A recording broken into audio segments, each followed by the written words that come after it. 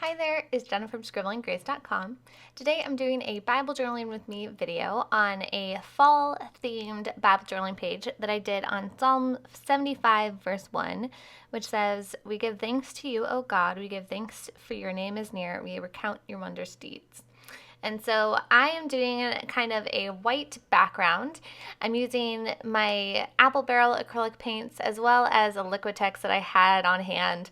I'm just using a white and then an unbleached white here. That's kind of that creamy color. And then I also have a little bit of brown on my palette as well. So I'm trying to create kind of a dirty, messy background. Um, so basically I'm just taking a large flat white paintbrush and I'm just painting the paint all around the page in different spots. So you'll see I have some spots that are a little bit whiter, where I use just that normal bleached white and then titanium white, and then some other spots that are a little bit darker with that unbleached white. And so I am also using my ESV Interleaved Journaling Bible. So this one has the full blank pages. But if you don't have this Bible, you could definitely do this as a tip-in. You can do this on a separate sheet of paper. You can do this in a journal. You can do this on a canvas. And you can also scale this down to fit into a 2-inch margin and do something similar. I'm also using acrylics, but you could totally try this with watercolors as well, and I would encourage you to give it your shot. I'm sharing this really just to inspire you to create your own Bible art and get in the Word and spend time with Jesus and worshiping Him. So I took a fan brush and a little bit of that brown muted with a tiny bit of white. I find that one gives a really nice bristly texture, and so I just kind of brushed that around my page as well to give those little brown streaks, like a little bit of dirt. And now I'm going to go ahead and start painting my pumpkins. So I just took a orange acrylic paint that I had on hand, mixed it with a little bit of the white to tone it down a tiny bit. And I'm just painting a simple little roundish shape with a little heart at the top. So I'm going to be doing 2 pumpkins. I'm going to do a taller one, which is this one that I'm doing now, and then I'll do a fatter, shorter one. And that one I'm going to do in kind of a blue color to try to vary the tones up a little bit. So as you can see, I have my little blue here, and I didn't clean my brush at all. So it kind of created a greenish blue color, which it's totally up to you.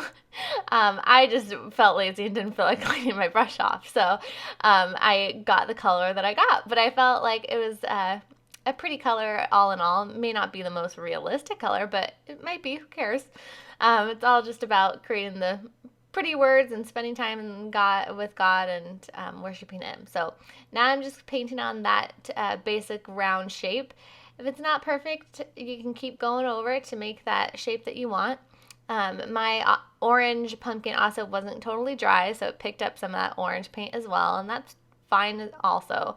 I'll do a couple coats just to make sure that I get that bluer color that I want. And then I'm going to go ahead and add some more detail now that I have my backgrounds of those pumpkins painted. I'm going to add some brown to create those little divots in the pumpkins. So again, I'm still just using my same brush that I was. This is just a small round paintbrush, nothing fancy. I just use whatever brush I have and I get them all in the value packs from the department store, so I get asked that one a lot.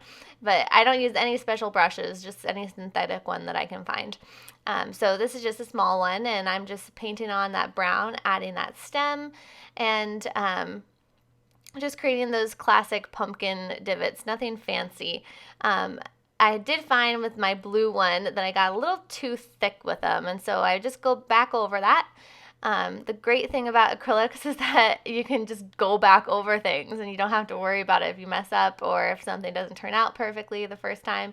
I love that you can just go right back over it. So now I'm taking that fan brush again and just adding some swipes of white onto there, trying to make it look a little more rustic for my painting. So I was really happy with how those pumpkins turned out. That's it for the pumpkin part. And now I'm going to go ahead and just add some simple little swipes with that same small round paintbrush. No big thing here. I'm just swiping that paintbrush on my page. and adding in some white and some green leaves, or decor, or branches. And then I'm going to go ahead with that brown again and connect all of those leaves together. And that's it. For the background of my page. It was super simple and so fun, and I really loved how it turned out. I did end up getting a little brown on the other side of my page with the text, but that's okay. I smudged it trying to make it better and made it a little bit worse, but that's okay. It's not about creating the perfect page. It's just about worshiping God. So again, I'm working on Psalm 75, verse 1, which says, "We give thanks to you, O God. We give thanks for your name is near. We recount your wondrous deeds."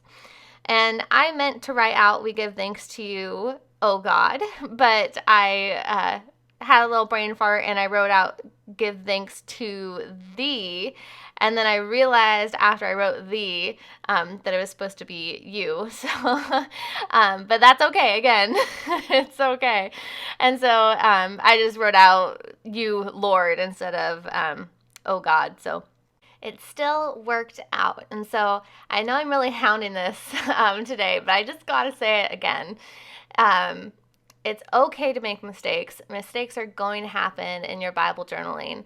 And it's not about creating that perfect page. It's just about spending time in the Word and with God and worshiping Him. That's what the whole thing is about. If you make a mistake, it's okay. It's still beautiful to the Lord. That's the big point that I'm trying to hound in with you today. I just get so many comments from people saying that they want to start Bible journaling, but they don't want to mess up their Bible, or they don't have the skill.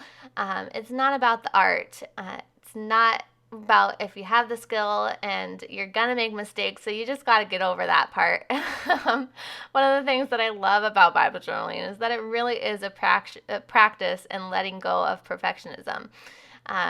You really just got to let go and enjoy it, and enjoy the time with God. So all right, I'll step off of my soapbox now. But so I'm just using my Tombow Funosuke to add my lettering here. This is a Funosuke brush pen.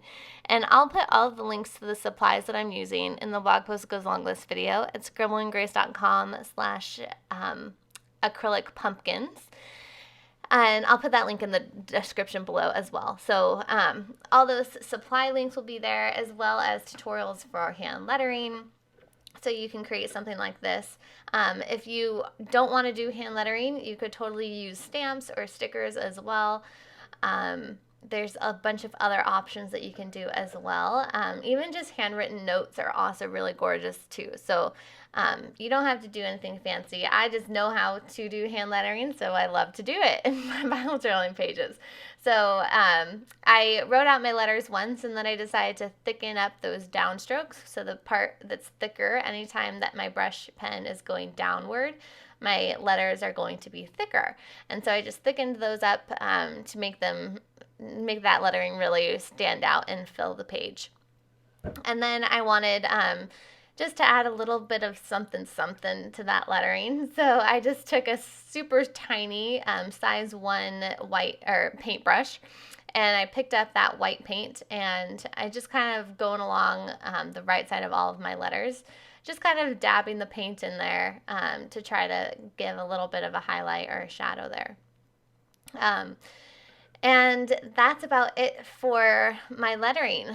And this Bible is for my baby Clark, who's 7 months old now. Can't believe that. But I have been working in this Bible about a year now, and I try to do at least 2 entries a month. And the big thing that I try to do on each of these pages is to pray the scripture over Clark, and just to pray the scripture in general. So this prayer, I always write it out usually in the bottom of my page, but this time I did it in the blank space in the middle. And just use the tip of my Tombow Funosuke so that it's nice and thin. And I just wrote out a prayer of thanks to God for that. So that's it for my page, and I hope that you enjoyed this tutorial. I'll show you the back side really quickly too. There's no bleed through. Acrylic paints do not bleed through, and they also protect your page from any ink that you use on top of it.